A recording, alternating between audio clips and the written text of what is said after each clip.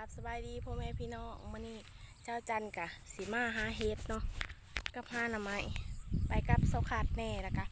เสาเกสบายดีสบายดีพี่น้องตอนนี้เฮากะสิไปเลยเนาะไป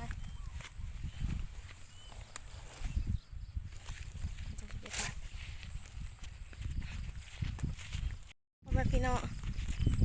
กว่าจะไปหอดย่างอีกไกลว่าเฮาต้องไปคันหน้านะมื้อนี้แดดดีเว้ย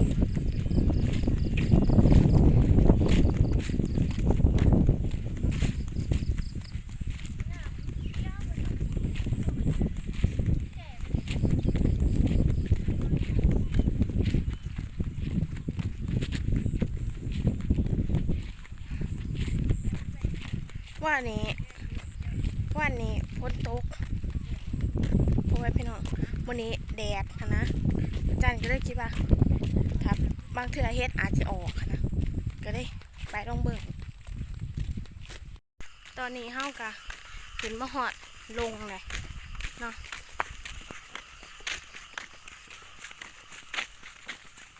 บ่ฮู้คือกันว่าอันเฮ็ดมันจะออกบ่เพราะว่าฝนมันตกแล้วก็แดดนะเท่ากันกับบ่แน่ใจคือกันว่าสิได้บ่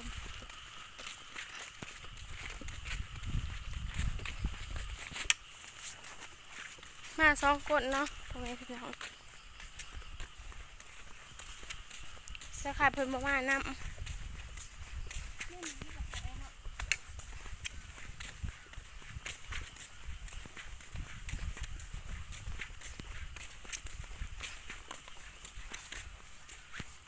เขาอันนี้มาอีกได้นี่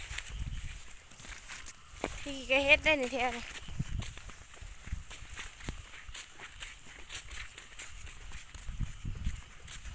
หนึ่งเสียงคน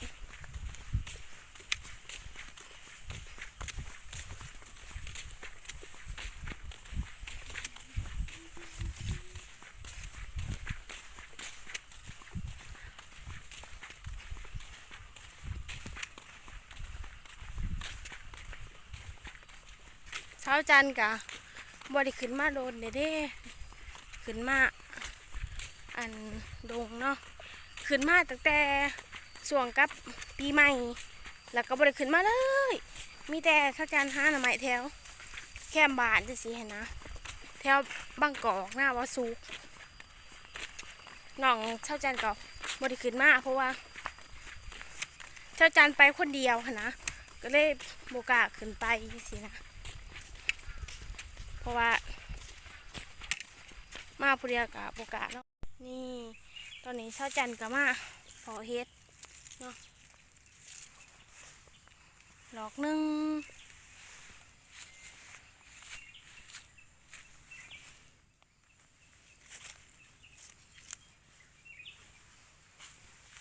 เฮ็ดย่านมันออกบลายพ่อแม่พี่น้อง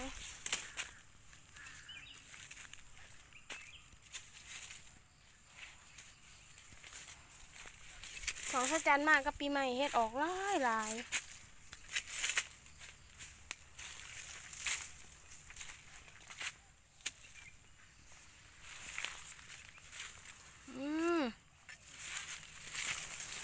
ห้อยกินมัน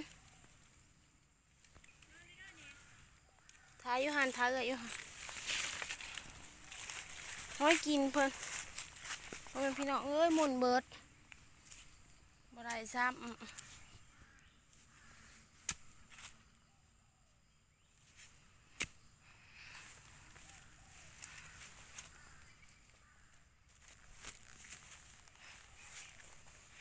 ผ่าแล้ว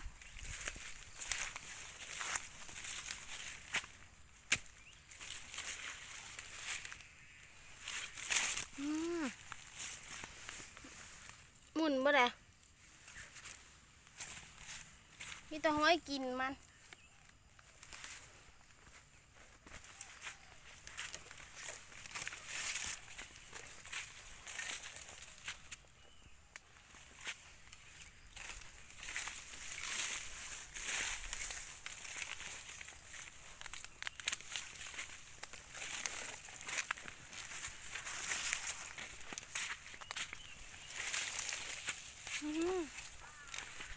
สันทักนะ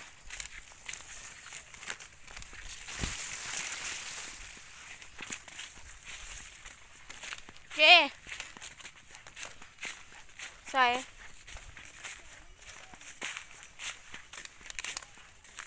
สีขาวไปยัง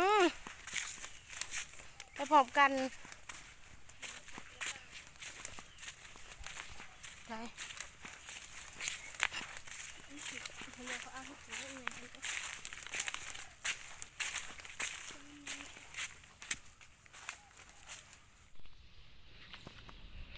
นี่ตอนนี้เข้ากะเล่นหน่อไม้เล่นน้องพ่อแม่พี่น้อง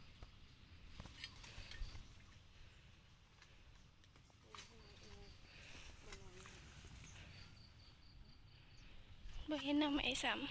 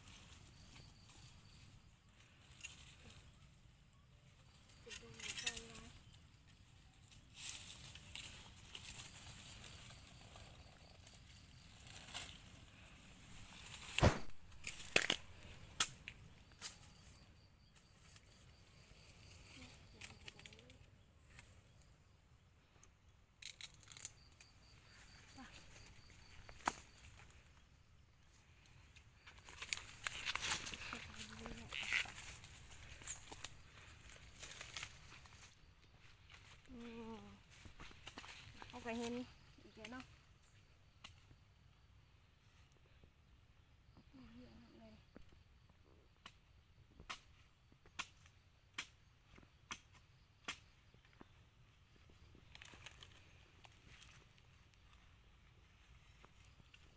ทำไมบ้านเขาก็น้อยน้อยเนาะมันบ่ใหญ่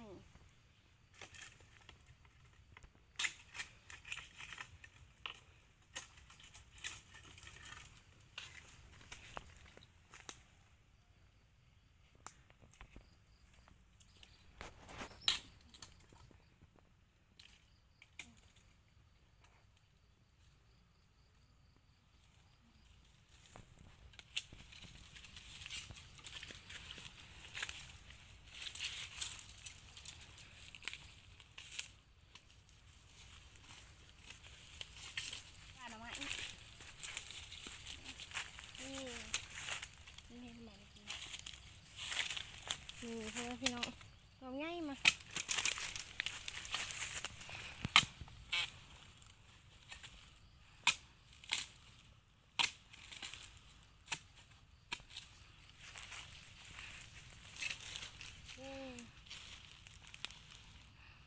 น้อยใหญ่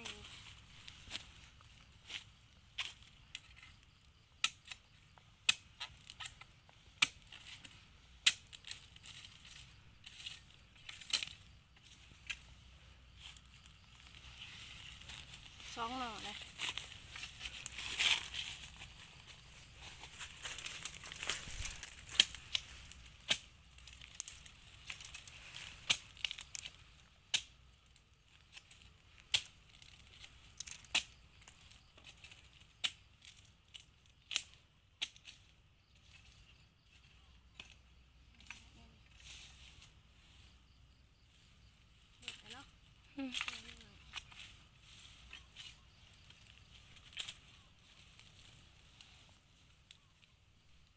สามหน่อพ่อแม่พี่น้อง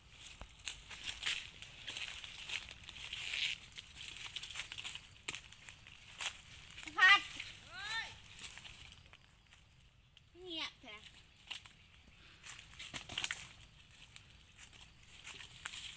ที่กระถาง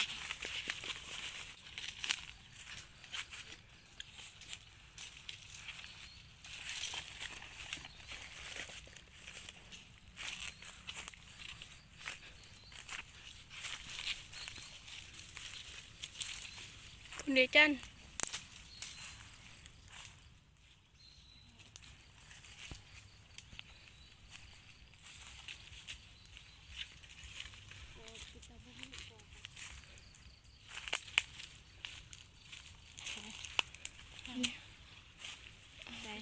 เนี่ยก็ตัวนั้น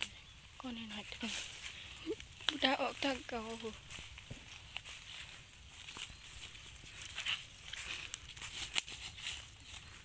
อเป็นอย่างนั้นแหละ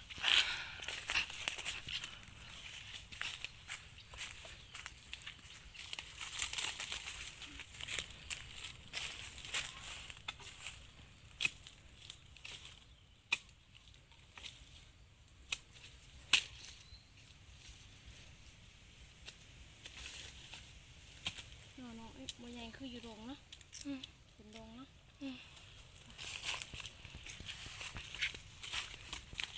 โรงมันน้อยใหญ่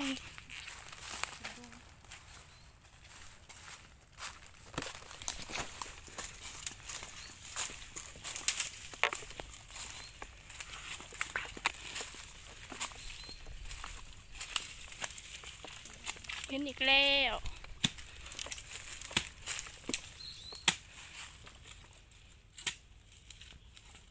คุณเนี่ยจัน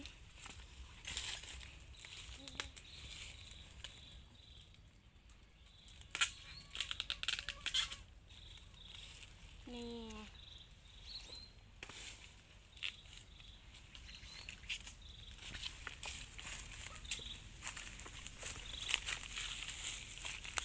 มันใหญ่เป็นไร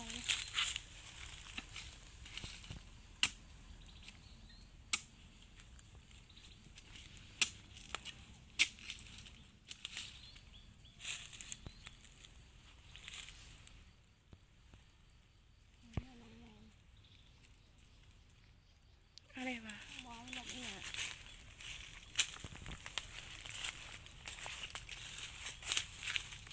ระยะออกจากหลังกูไปใกล้มันก็ได้พี่เดินขีดนี่ตอนนั้นเขาไม่เห็นหน้าเบิร์ดพ่อแม่พี่น้องแต่ว่ามันถือคนเถอะนะจะได้น่องใหญ่เลย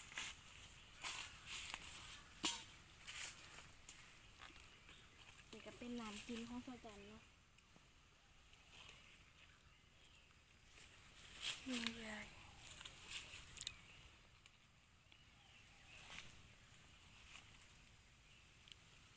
มันเบิร์ด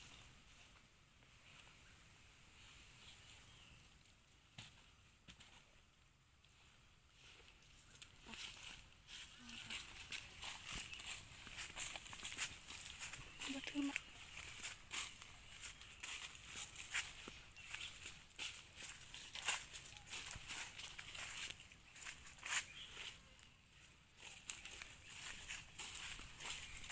มันมากเนาะ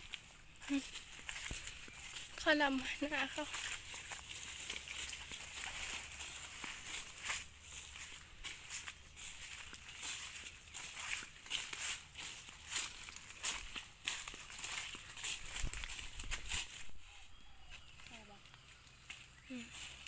ก็เลยอยากจะมาเอาเงินมาใหม่เนาะ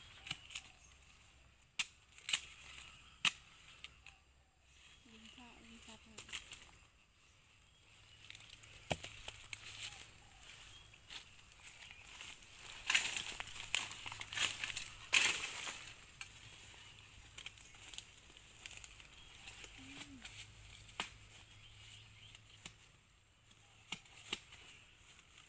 จับแก่เกินอ่อนๆกันอีกนิดหนึ่ง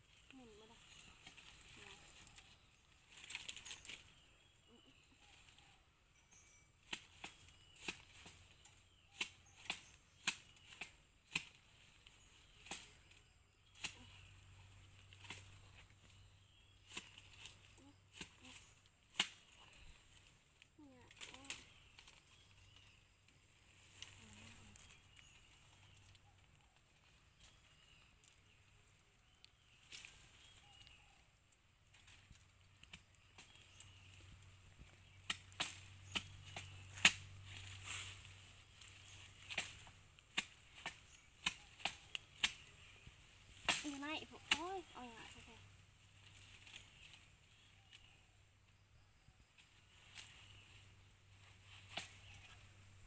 มันใหม่ทางตานะ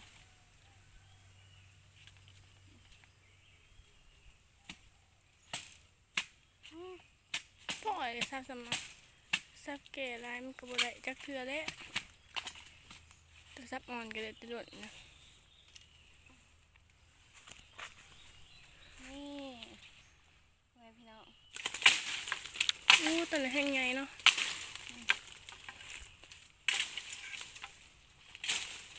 จะไปใส่พอได้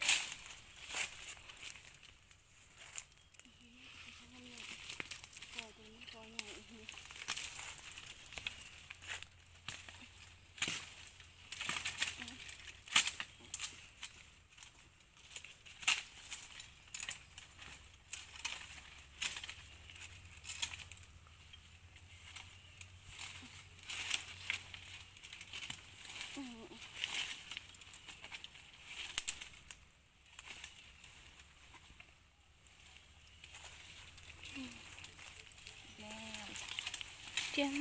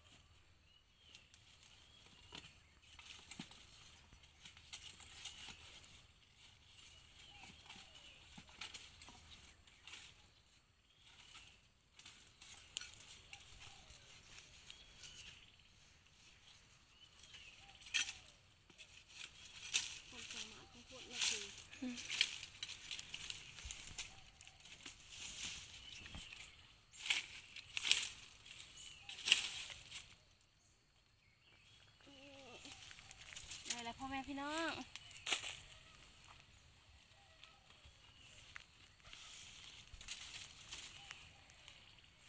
ง่ายมั้ย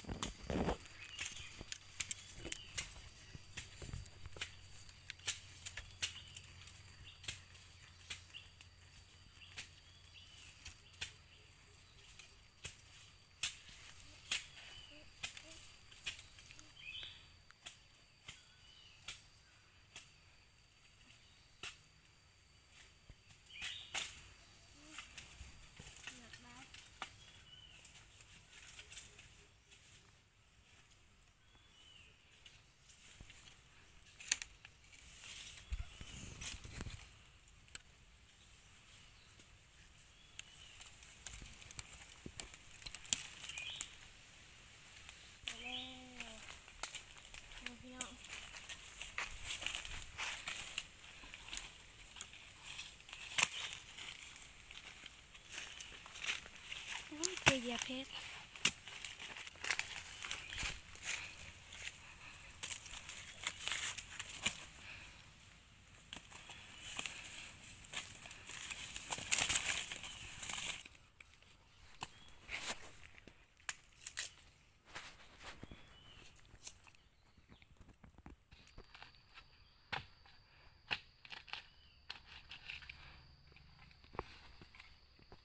นี่เห็นอีกแล้วแล้วก็อีกตัวหนึงเนาะเป็นโนนั่งดิน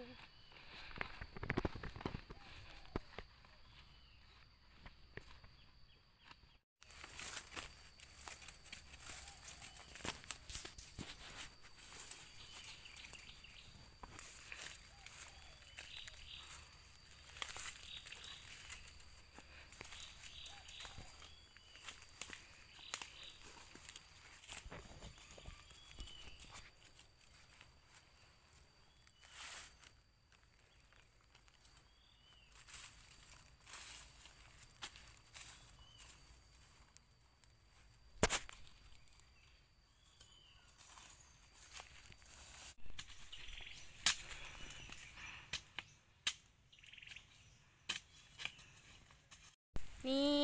ตอนนี้ชาจันกะสีเมื่อเลยเนาะกำลังสีเมื่อกับเซาเกนี่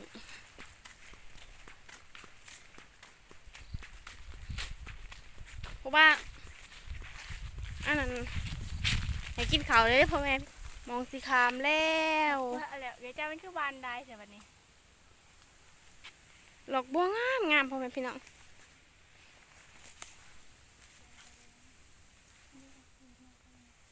อืมสีเมื่อหรอวะฮะบอกตอนนี้เฮากับสีเมื่อเนาะให้แม่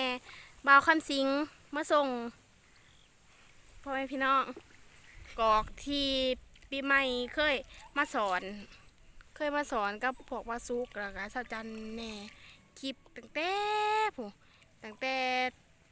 บาซุกถ่ายผู้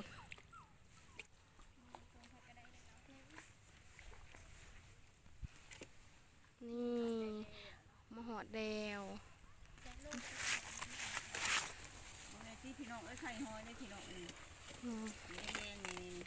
เดี๋ยวก็ตามมา ไข่หอย เอามาไม่ยั้งหรอกวัวดอกเดียว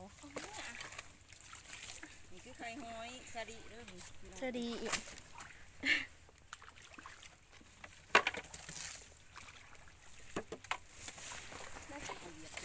ขอบใจเด้อ เจเด้อ แม่บ่าวคำสิงมาส่ง ไว้มาแน่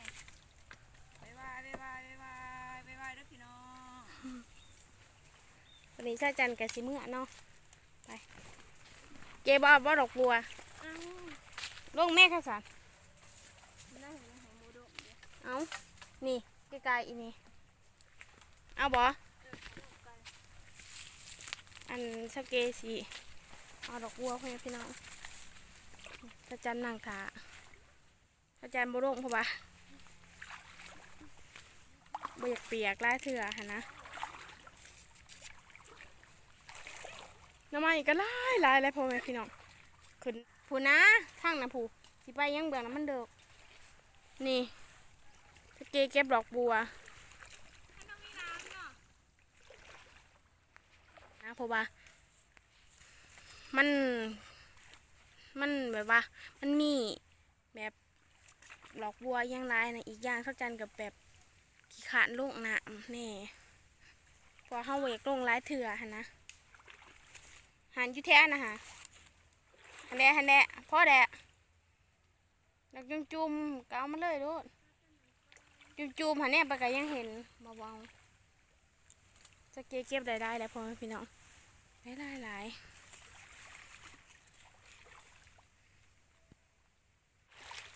ลองเราก็มันจะหนามเห็นบ่ไม่ใบวันนี้จนเหยียบมาไปนี่เซาเกกอะขึ้นมาแล้วเก็บดอกบัวเนาะเพื่อนพี่น้องดอกบัวหลายป้าเพื่อนพี่น้อง งามงามมึงแน่อืมอู้ดอกบัว เป็นดอกบัวธรรมชาติเนาะอยู่น้องบางกอกชาวจันทร์เคย อันมาแก่กวดมาสอนกับพวกบาวซุกแล้วก็อันชาวปีใหม่บ๊อบบี้แล้วก็น้องอันชาวจันทร์เคยมาเนาะวันนี้สำหรับคลิปนี้ก็จบเพียงเท่านี้เนาะพ่อแม่พี่น้องอย่าลืมกดไลค์กดแชร์ฝากกดติดตามแล้วก็ให้เป็นกำลังใจให้ชาวจันทร์แน่ฝากพ่อแม่พี่น้องส่วนเป็นกำลังใจให้ชาวจันทร์เด้อกับน้องเกบ๊ายบาย